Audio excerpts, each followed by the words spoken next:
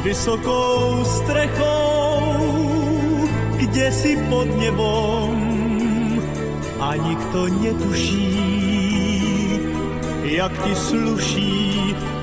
sluší tá obloha v tom ovzduší, tak blízko hviezd a oblakov. Mám rozprávkový dom, ten dom je celý tvojím zrkadlom a nikto netuší, ako zlatý súmrak prší na tvoju tvár v tom ovzduší. Som tajne tvojím otrokom, ja mám rozprávkový dom, čo stojí tu, i kde si za morom, a je v ňom nebo, zem a noc a deň, len ty ho nepoznáš a predsa všetkému ty jediná sa podobáš.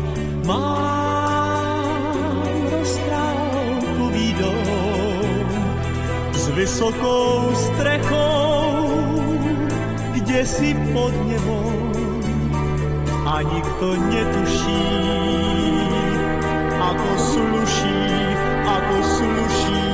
ti v očiach jas dňa, ktorý práve zhasína, už zhasína, no zázrakov má chrám, snáď kľúč nám dá.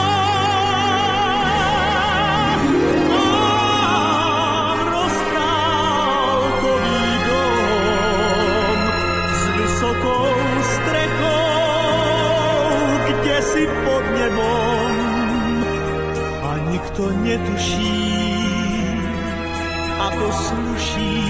ako sluší ti v očiach jasňa, ktorý práve zhasína, už zhasína, no zázrakov má chrám, snáď kľúč nám dá.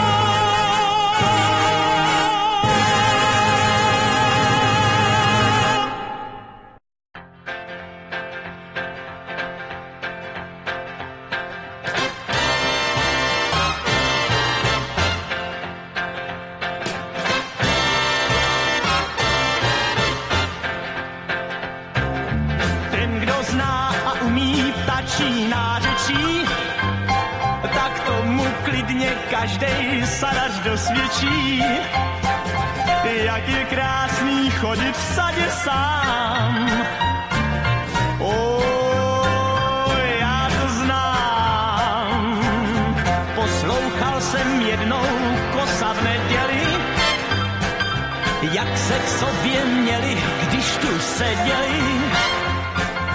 On a ona, jinak jeden pár. Očích žár. A potom druhej den, prej tam, co je ten kmen, stála sama jako v mrákotách. A srdce jako zvon, a příčinou byl on, že jí právě někam s jinou plák. Člověk by se neubránil dojetí, o čem hloupej kosák nemá ponětí.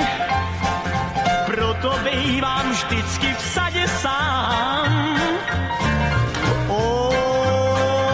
Já to znám.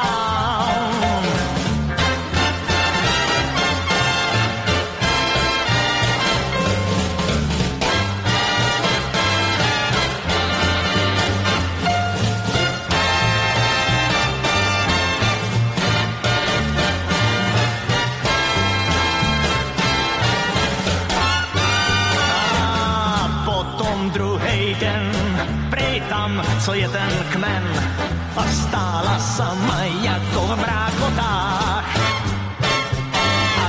se jako zvon. A příčinou byl on, že jí právě někam s jinou plán.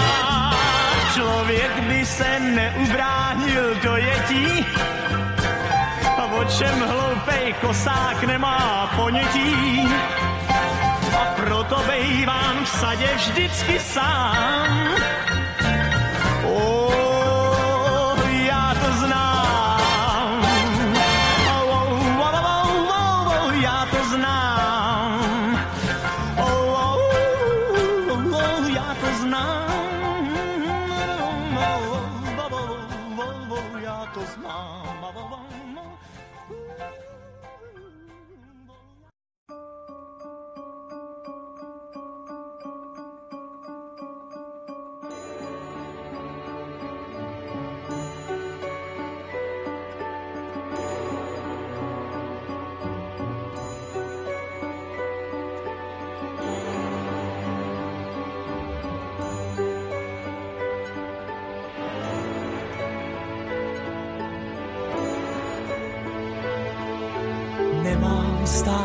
Nemám stání, ve vzduchu už cítím jarní vláhu, jarní tání a tak vstávám, neboť nemám stání, neboť dneska zasvítání, jaro přišlo k nám, je v máji, se láska ve mně rodí v máji, já po rukou i chodím v máji.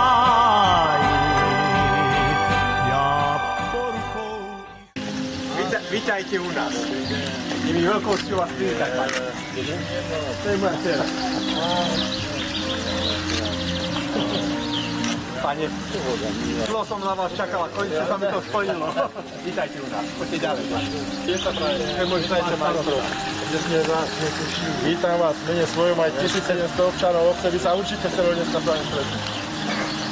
Dá sa našťa, vy sa vás chcel poprosiť, či vy ste tak budete písať. Áno, veľmi rád. Nehnevajte sa, že vás obťažujeme, pane.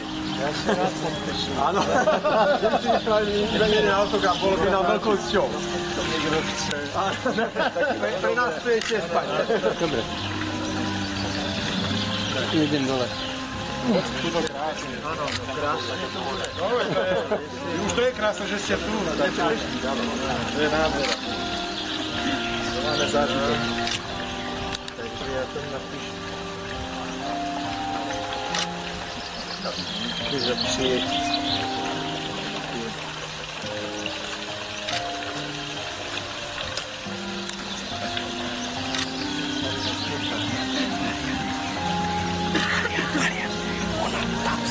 Koľko sme na vás čakali, pani? A že ste konečne nás prišli pozrieť. Je nám veľkou cťou.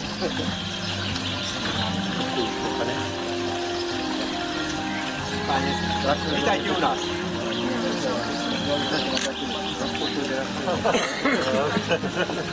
Vítajte ešte raz. Poďte ďalej, nech sa páči. Idete vy, nie? To toho bude. Ďakujem pekne. Pán primátor mesta Partizánske. Vítajte. Predmestie Partizánskeho, opäť Červeňany. A sa rozdielali ste prijali pozvanie, tak spoločne byť a rozprávať spoločne príjemnú chvíľku. To je pani poslankyňa Národnej rady Slovenskej, pani Janicová.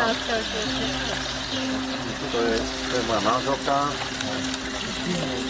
A to je pani prednostka Mestského úradu, manžel pani Janicová. A získanie úradových manžel máme tak pripravené, že budeme spoločne papať, ale chceme ľudí tú príležitosť, ak je to možné v tomto areáli ešte predobede spoločne odpočiť, lebo každý má takú túžbu mať na pamiatku spoločne toto s vami. Ak by ste sa neurazili, aby nás potom neobťažovali, keď sa budete ponáhľať do športovej haly. Ja nejsem moc fotogenik. My to vylepšíme. No v Photoshope my to urobíme. To sa mi 5 rokov. Ja som správame francúzským prezidentom a sám šéf to má majiteľov Bari, bez neho nejde nič. Čo vás vítal? Áno, ten čo vás vítal, to je pardon. Nech sa páči. A to bude To bolo zámoček taký, čo patrí vždy pánstvu Bojnickému a tu mali takého správcu, ktorý sa staral o boja. Proste to je 20 km od Prievidze, takže potom v 48. roku nebolo MRV. Ja som v 90. roku tu skladal sľub ako starosta, bola to reštitúcia, my sme to vrátili majiteľom. 70 hektárov pola, 200 hektárov hory, čo na to bolo stromenia. Majiteľa to predali. A prečo? Lebo oni boli proste chudobní ľudia, oni za socializmu bol traktorista. Jedna z rodičiek bola áno, starý manžel v rodine, takže sa to potom oni to predali, lebo nemali právnikov. Stojna Čechová, čo mala mosty, čo je redaktorka mostov Československa, tak to bola jedna dedička. Mama mala rovetku.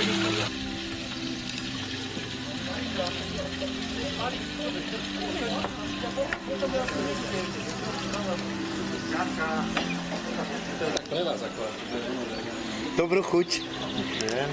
Super, sme radi, že ste tu.